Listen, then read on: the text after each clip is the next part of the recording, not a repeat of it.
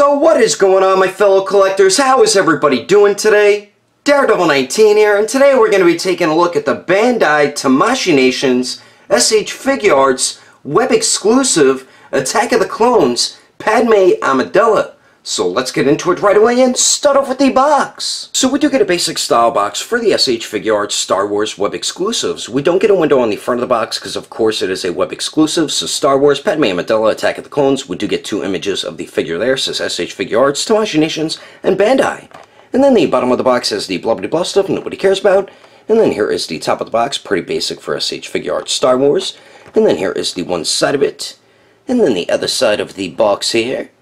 And then the back of it shows a few poses you can get the figure into along with some of the accessories. But anyway, that is the packaging. Let's get this figure over to take a closer look at Luke Skywalker's young mother. Alrighty, taking a closer detailed look, and I think Tamashii Nations did such a great job with this Padme. The face sculpt pretty much looks like Natalie Portman. I think the other face looks exactly like her. Something on this one seems a little bit off, but you can see the likeness of Natalie Portman in it. So good job capturing the likeness of the actress there. Eyes both painted looking in the same direction. We do get her birthmarks or freckles on her cheeks there, which look pretty good.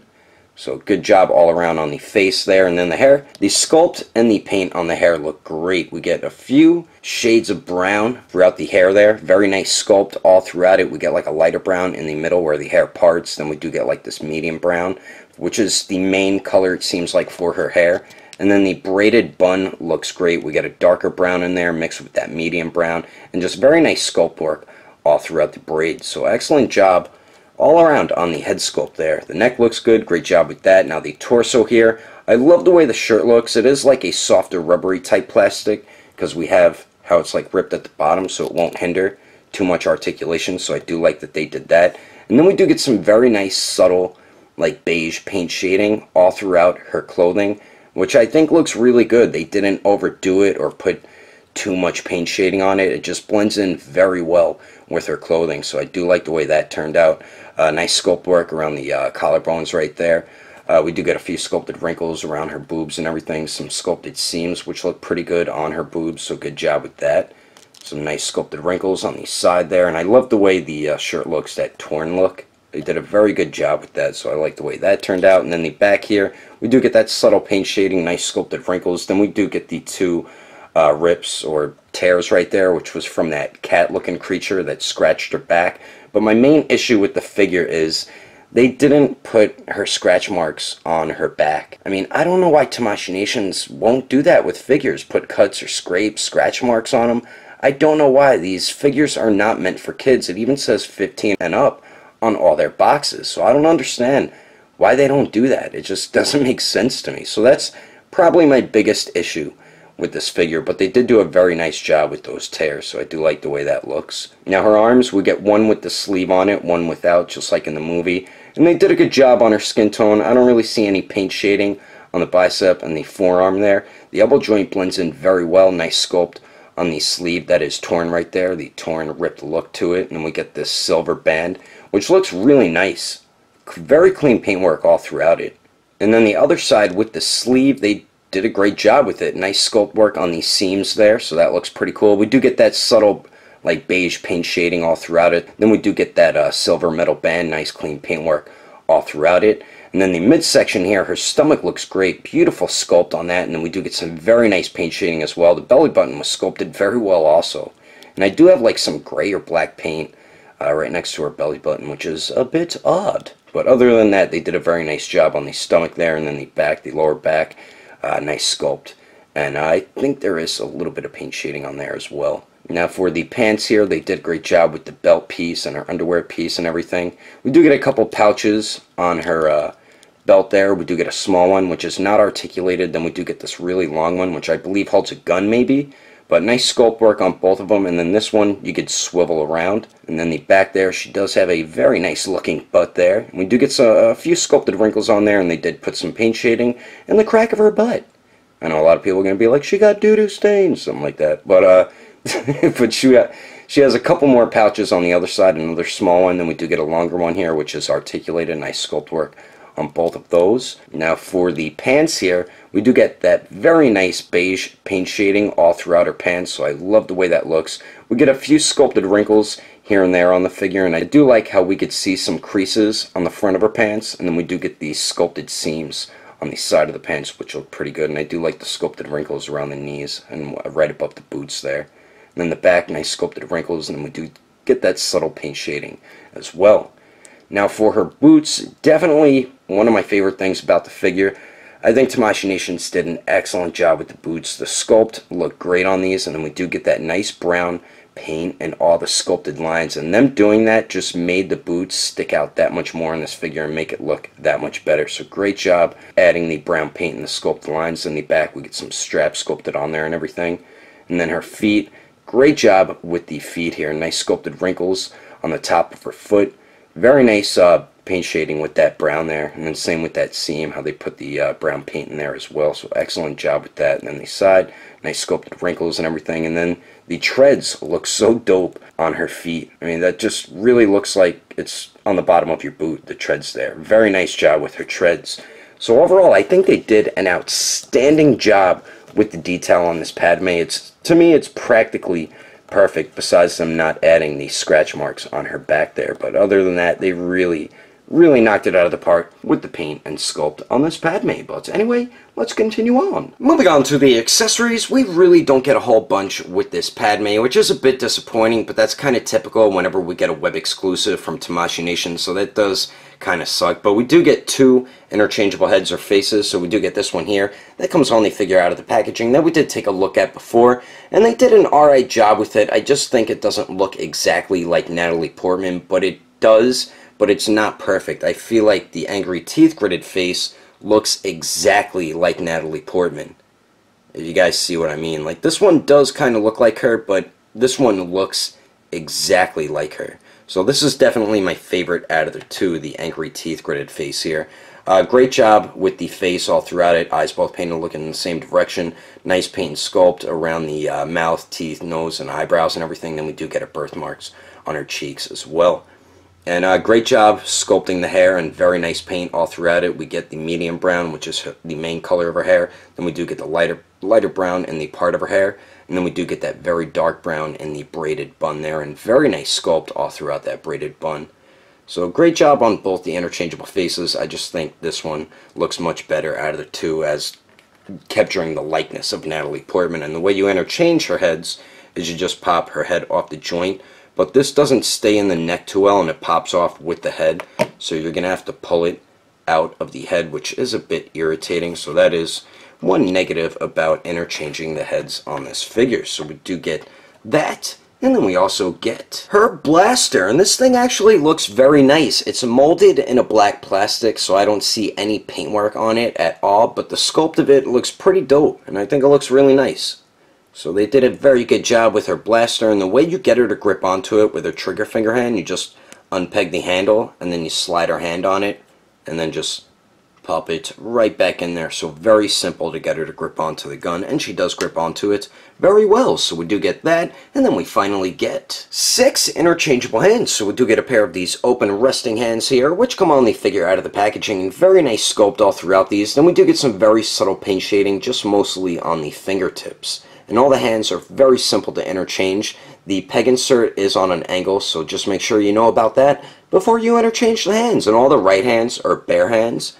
And then all the left hands have a bit of her sleeve on it, since her left arm is the one that has the sleeve there. So we do get a pair of those open resting hands. Then we do get a pair of these gripping hands, which is just meant for her to grip onto the other end of the gun. And nice sculpt all throughout them. And then we do get that subtle paint shading on the fingertips there. So we do get a pair of those. And then finally we get a pair of trigger finger hands. And very nice sculpt all throughout these. And we do get the subtle paint shading on the fingertips, and it looks like we have a little bit on the palms as well. And she does grip onto the blaster perfectly fine, as I said before. But anyway, that is all the accessories included with Padme. Let's keep moving on with the rest of the review, shall we? Now for the height of Natalie Portman. To the top of her head, it looks like she stands a little bit over 5.5 inches tall. And then here she is compared to the SH Figuarts Mace Windu, the SH Figuarts Attack of the Clones Obi-Wan Kenobi, the Mafex, the Force Awakens Rey, and the SH Figuarts Jango Fett. And I don't have Anakin anymore, but he stood around the same height as Mace Windu. And then here she is compared to her son, the SH Figuarts Return of the Jedi Luke Skywalker, her grandson, the Mafex Kylo Ren, her son-in-law, the SH Figuarts Han Solo, and the SH Figuarts Chewbacca. And then here she is compared to the SH Figuarts Awakened Warrior Super Saiyan Goku and the Mezco 112 Punisher. Anyway, there's some quick comparisons. Let's keep moving on with the rest of the review! So now for all the articulation, we do get 2 joints at the neck, so the upper neck joint, you could get Padme to look up about that much, which is pretty good. Then going down, she just pretty much looks straight ahead. We get some really nice pivot up there, as you can see. And then it also swivels. The lower neck, very good forward and back movement. Doesn't get hindered by the collar at all. So with both joints, she looks all the way down, and both joints almost looks all the way up.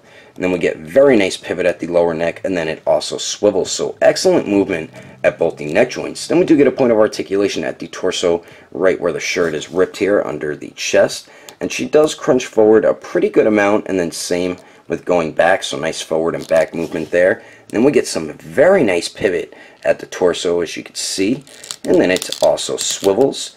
The waist goes forward a pretty good amount and then goes back a really good amount, so with both joints you can get her to crunch forward really well, and then she goes back really well.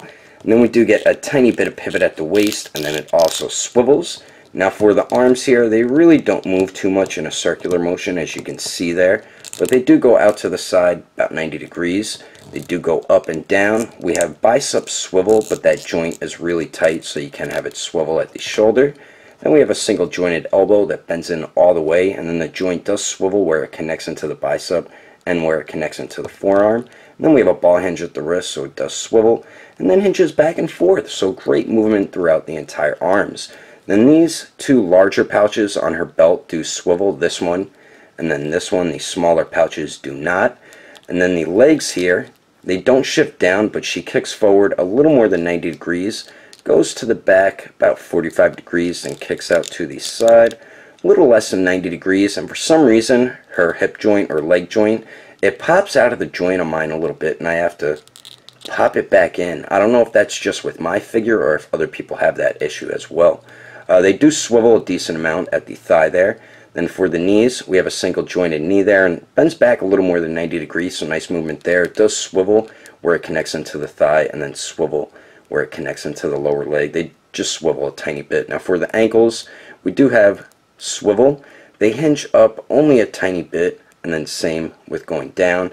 And then we really do not get great ankle pivot at all, and the joint kind of pops off easily, but really minimal movement at the ankle. That's probably the worst articulation on the figure. Then we do have a nice toe hinge. So everything else, great movement besides the ankles, but you're going to be able to get her in some good Padme type poses, and I'm about to show you some of them right about now. But anyway, that is my review of the SH Figuarts Attack of the Clones Padme Amidala. Hope you enjoyed it. If I had to rate this figure between a 1 through 10, I'd have to give it an even 8. If you would like to know the price and where to buy this figure, I got mine from Agelessgeeks.com, but he won't have this for sale on his website. He'll most likely have it at his booth at Frankensons in California, but there is other retailers online that you could purchase this figure from. And if you do ever buy something from Agelessgeeks, don't forget to enter in codename Daredevil, and you'll get yourself a 5% off discount. I will put more information in the description below. And if you would like to support the channel, don't forget to subscribe and click on that bell icon. And if you liked it, give it a thumbs up. If you didn't like it, just give it a thumbs up anyway, because action figures are awesome. But thanks for watching. I will see you later.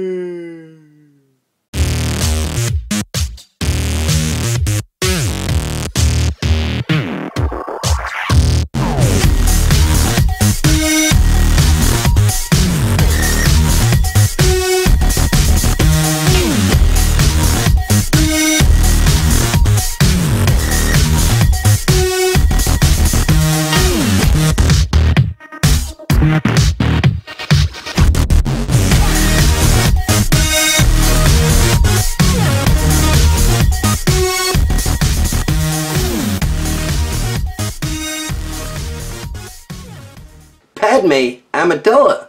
So let's get into it right away. This is SH Figuarts, Tamashii Ablations, and Bandai. Because it is a web exclusive, of course, is SH Figure. It says Star Wars, what the hell? Her son, the SH Figuarts, returned. Blah, blah, blah, blah, blah. Now for the arms here. Whoops, I ripped the arm right off.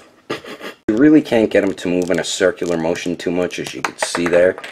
So if you do it too much, the arm will pop off, as it just did. You really can't get them in a circular motion that much, just a tiny bit. And then the arms... Damn it! Her trigger finger hand, or hand, whichever hand. Shut up. It's just molded in a black plastic, so there's What the hell was that? So we do get her blaster, and then I can't get her hand out of this, god damn it, son of a gun.